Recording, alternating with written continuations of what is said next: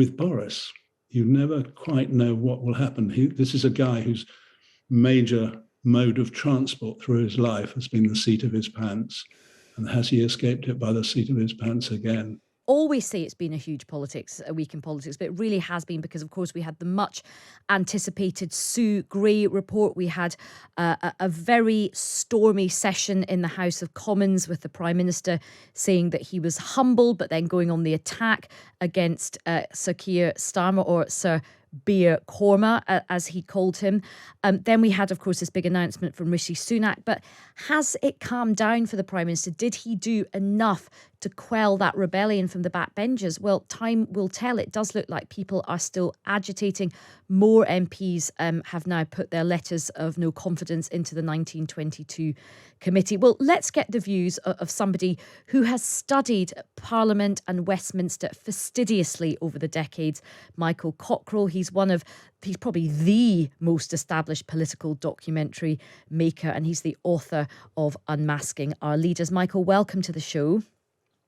Thank you very much. Good afternoon. How are you? I'm good. So what did you make of this week, particularly Boris Johnson's performance after the Sue Gray report came out? Yeah, it has, as you say, been an extraordinary week, although not an extraordinary week in terms of Boris Johnson's premiership. He has week after week of extraordinary weeks, often with 3 or 4 big stories in that week, any one of which would have lasted for the whole week, but it gets knocked off the pages the next day. But this was, as you say, it was a performance in the House of Commons, which there were 2 elements to that performance in the House of Commons. The first was Prime Minister's questions, when we were all waiting for him to talk about the Sue Gray report, the 50 Shades of Grey, or what it is.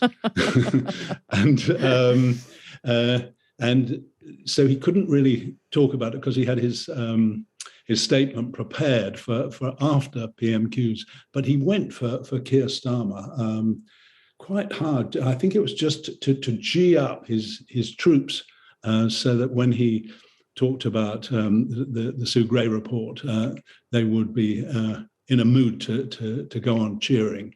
And he did it at one stage when he was having a go at Keir Starmer. And he said, and this is a man who supported for Prime Minister Vladimir Corbyn.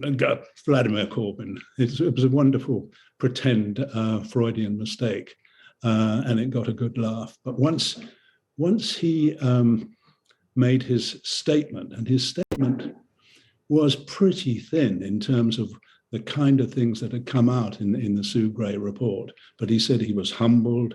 He was responsible for everything that happened, but of course he wasn't going to stand down. It was very strange. And then there were a range of questions that were asked to him by MPs,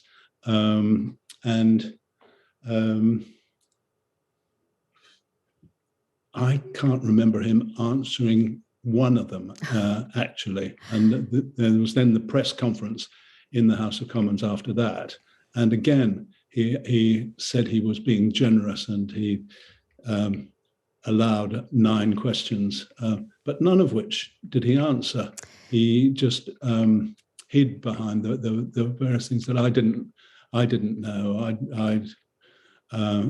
I was doing the right thing in terms of leadership, because Sue Gray attacked him effectively for lack of leadership, because he was saying at farewell parties it was the duty of a leader to come to a farewell party, even though you couldn't see your relative or your father or mother or grandmother on their deathbeds. Yes, I mean, I think that was quite an extraordinary defence, but one which he really, really stuck to. I mean, the other thing that I thought was very interesting from the Sue Gray report, which again has really upset a lot of people, was the treatment of security guards and cleaners and the sort of mopping up the red wine stains and the vomit splatters and all of that sort of thing. And a lot of people have likened it to the Bullingdon Club, and it reminded me of one of your documentaries that you made. I think you played some sort of Bullingdon stuff to the Prime Minister, and it was interesting his reaction, wasn't it? That's interesting. Yes, it was exactly like because the famous Bullingdon Club, what they would do was have big dinners in expensive restaurants and then trash the whole restaurant. But they were also rich. Boris was probably one of the poorest of them, but many of them were old Etonians, and many of them had titles and lands that they would be bequeathed, and they would pay large sums to the restaurants to refurbish and get new glasses and wine and everything like that. And it was and he said to me, when I remember that, it was all so awful. It was so ghastly, but it was just fun. I said, but I heard that when you meet fellow members of the Bullingdon Club these days, you say to them, "Bulla, bulla, bulla." And that's. And he said, it may be that I do, but in a completely satirical way. He's a very difficult chap to interview. I can imagine. So, just to wrap up, Michael, do you think that Partygate is now behind the Prime Minister, or do you think that trouble has not left his door, because there are these MPs agitating in the back benches now? Yeah, a couple more today. And how long does this go on? The drip, drip, drip. It's certainly not over. One of the things that the whips are concerned is that the various people who have come out since the Sue Gray report come from all sections of the party, ex-Remainers as well as convinced Brexiteers. So it's certainly not over. And there is, of course, the inquiry by the House of Commons Privileges Committee as to whether he actually knowingly misled the House. And if he did, that is always seen as if he knew he was doing it, then that's lying, and you can't lie to the House, and then you would have to resign. Although with Boris, you never quite know what will happen. This is a guy whose major mode of transport through his life has been the seat of his pants.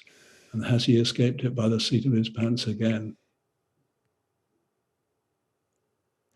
Yes, indeed. Well, Michael, it's been a real pleasure speaking with you. Thank you very much for your time this afternoon. That is the legendary political documentary maker, Michael Cockerell.